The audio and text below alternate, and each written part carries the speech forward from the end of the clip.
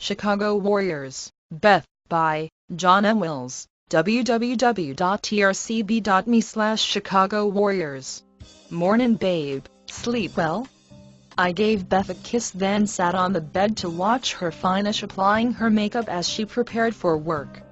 I had hoped to get home a little earlier to catch her before she got dressed, but Joe and I stopped a guy that had a gun in Marquette Park. We wound up working a little longer than usual. I wanted to see for myself how she looked, maybe catch her coming out of the shower. How could Joe and Susan notice this health problem and not me? Her husband? Yeah, I slept fine, watched the news as usual, then drifted off. She was combing her long red hair that made her green eyes even more attractive as it framed her face.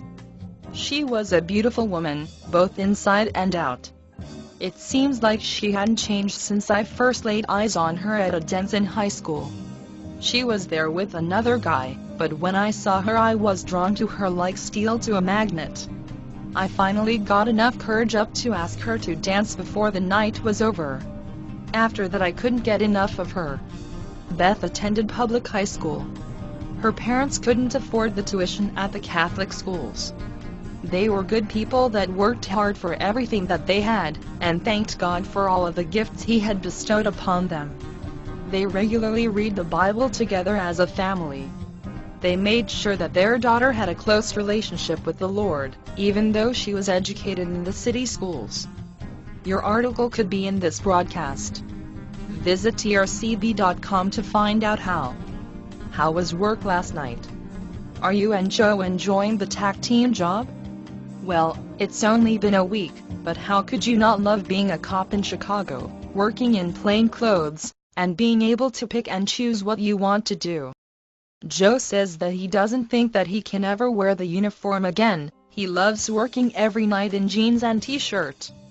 How about your fellow cops? Any jealousy from them over your new assignment? No, everybody is cool with it.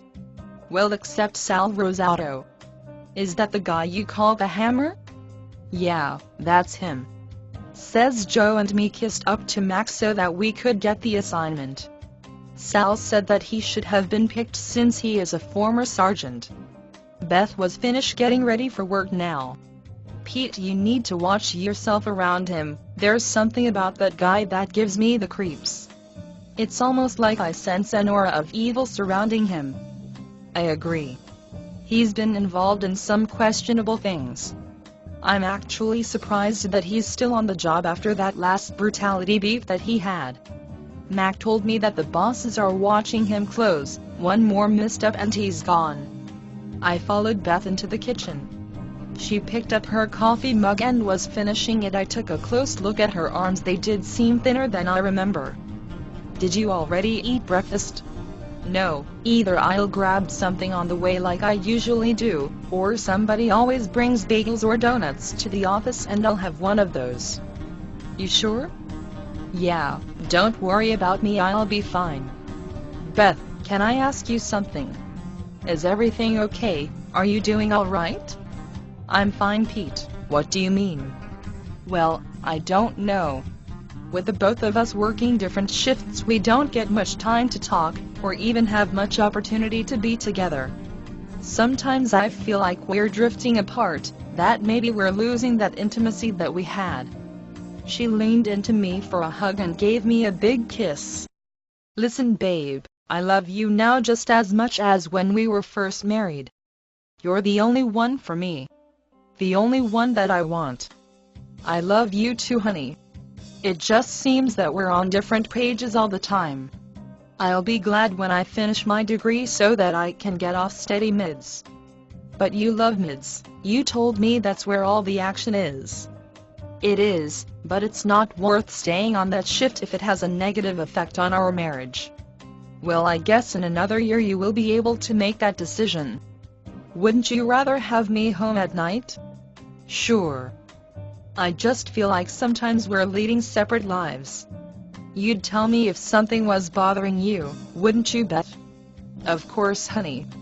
Hey, I've got to go or I'll be late. Love you. She kissed me and headed for the garage. I felt guilty about the hug that I had given her. It was more of an exploratory move than an affectionate one. I was certain that I could feel her ribs through her clothing. She did seem thinner than before. Maybe Joe and Susan were right. Maybe Beth does have a problem. Next, ask Father Mike. Previous, home invasion. John Wills spent 2 years in the U.S. Army before serving 12 years with the Chicago Police Department CPD.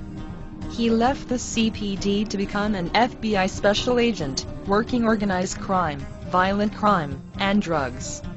John Wills is an author of Chicago Warriors, Midnight Battles in the Windy City, published by TotalRecallPress.com.